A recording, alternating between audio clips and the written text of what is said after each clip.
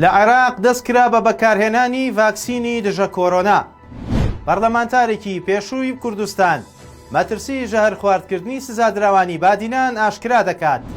بەڕێوەبەری گومرگی هەرێم ڕایگەیاند تا ئێستا هیچ بەڵگەیەکی یاسایی لەسەر قاچاقچێتی لە دەروازە سنووریەکان پێشکەش نەکراوە. سڵاوتان لێبێت و هەواڵی ڕۆژتان پێشکەش دەکەم. وەزارەتی تەندروستی عێراق بەکارهێنانی ڤاکسینی کۆرۆنای دەست پێ کرد و سەرەتا کارمەندانی تەندروستی و کەسانی بەتەمەن وەری دەگرن.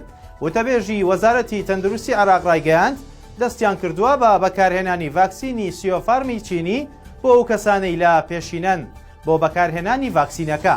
سەیف بە دراماژەی بەوەش کرد لە ناوەندەکانی تایبەتمەند بە کوتان لە بەشی کەرخ و ڕەسافەی شاری پزیشکی و لە ڕێگەی 600 ناوەند و 60 نەخۆشخانەوە کوتان دژی کۆرۆنا دەستی پێکردووە. وتەبێژەکەی وەزارەتی تەندروستی عێراقەوەشی ئاشکرا کرد وەزارەتەکەیان زیاتر لە 2.5 ملیۆن ڤاکسینی کۆمپانیای ڤایزەر دەکرێت و بەم زوانە دەکاتە عێراق. ئەندامێکی پێشووی پەرلەمانی کوردستان ڕایگەیاند مەترسی ژەهر خواردکردنی دەستگیرکراوانی بادینان هەیە. سۆران عومەر لە نووسینێکدا لە تۆڕی کۆمەڵایەتی فەیسبوک ئاماژەی بۆ ئەوەش کردووە لە ڕێگەی سەرچاوە تایبەتەکانەوە زانیاری پێگەیشتووە هەوڵ هەیە لە ڕێگەی ئاوی خواردنەوە و خواردنەکانیانەوە ئەو دەستگیرکراوانە ژەهر خوارد بکرێن بە جۆرێک کە دوای ئازادبوونیان بۆ هۆی کاریگەری ئەو ژەهرەوە گیان لەدەست بدەن. باسی لەوەش کردووە لە ڕێی خۆیەوە هەموو ناوەندەکانی چاودێری مافەکانی مرۆڤ لە دەرەوە ئاگادار دەکاتەوە لەسەر ئەو هەوڵە مەترسیدارە. لە ماوەی ڕابردوودا دادگای هەولێر سزای 6 ساڵ زیندانیکردنی بۆ بەشێک لە دەستگیرکراوانی بادینان دەرکرد کە ماوەی چەند مانگێکە بە تۆمەتی جیاجیا دەستگیر کراون.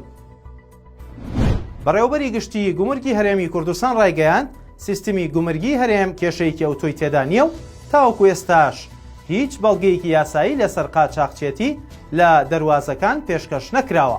ساماڵ عەبدوڕەحمان بەڕێوەبەری گشتی گومرگی هەرێمی کوردستان بە دەنگی ئەمریکای ڕاگەیاندووە هەموو داهاتی دەروازە سنووریەکان دەچێتەوە خەزانەی وەزارەتی دارایی، بەڵام نە لە ڕابردوودا و نە لە ئێستاشدا داهاتی دەروازەکان نەیتوانیوە و ناشتوانێت موچەی فەرمانبەران دابین بکات. ئاماژەی بۆ ئەوەش کردووە لە باشترین حاڵەتدا داهاتی خاڵە سنووریەکان 200 بۆ 250 ملیارد دینار بووە. ئەوەش لە کاتێکدا ژمارەیەک پەرلەمانتاری کوردستان چەندین بەڵگەی نووسرا و بینراویان لەبارەی قاچاقچێتی لە خاڵە سنووریەکانی هەرێم خستووەتە ڕوو، بەڵام تاوەکو ئێستا بە شێوەیەکی فەرمی هیچ لێپرسینەوەیەک لەو بارەیەوە نەکراوە. بەڕێوەبەرایەتی نەوت و کانزەکانی سلێمانی ئاشکرای دەکات لەمڕۆوە دەست بە دابەشکردنی نەوت بە سەردانیشتوانی شاری سلێمانیدا دەکرێتەوە. بە گوێرەی ڕاگەیەندراوێکی بەڕێوەبەرایەتی نەوت و کانزەکانی سلێمانی لەمڕۆوە دەست بە دابەشکردنی نەوت دەکرێتەوە و دەستپێکردنەکەش لە مەڵبەندی 5ەوە دەبێت.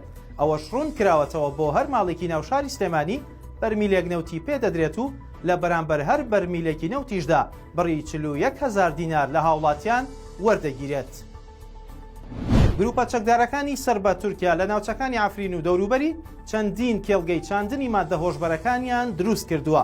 بە گوێرەی سەرچاوەکانی ڕوانگەی سووری بۆ مافەکانی مرۆڤ لە ناوچەکانی هەرێمی عەفرین و دەوروبەری کە ئێستا لەژێر کۆنتڕۆڵی گروپە سووریەکانی سەر بە تورکیادایە کێڵگەی چاندنی حەشیش و ماددە هۆشبەرەکان ڕووی لە زیادبوون کردووە. بە شێوەیەک ئەو گروپانە بێبوونی هیچ جۆرە سانسۆرێک پەرە بە چاندنی ماددە هۆشبەرەکان دەدەن. ڕوانگەی سووری باسی لەوەش کردووە گروپەکانی وەک ئەحرار شام، سوڵتان مراد، ئەحرار شەرقیە و بەرەی شامیە لە گوندەکانی عەفرین بە تایبەتی لە مەیدانی ئەکپەس و خەراب سلووک و سوورکەی سەر بە ناحیەی ڕاجۆ خەریکی چاندنی ماددەی حەشیشن. لە ماوەی ڕابردووشدا ڕوانگەی سووری ئاماژەی بەوە کردبوو گروپە چەکداریەکانی سەر بە تورکیا هەر بەوەوە نەوەستاون کە بەشی هەرە زۆری دانیشتوانی ڕەسەنی عەفرین دەربەدەر بکەن و دەست بە سەرماڵ و موڵکیاندا بگرن، بەڵکو بە ڕەزامەندی و هەڵکردنی گڵۆپی سەوزی تورکەکان ناوچەکەیان کردووەتە مۆڵگەیەکی بەپیتی سپیکردنەوەی پارە. هەواڵی ڕۆژم پێشکەشکردن تا ڕۆژێکی دیکە هەرشاد بن.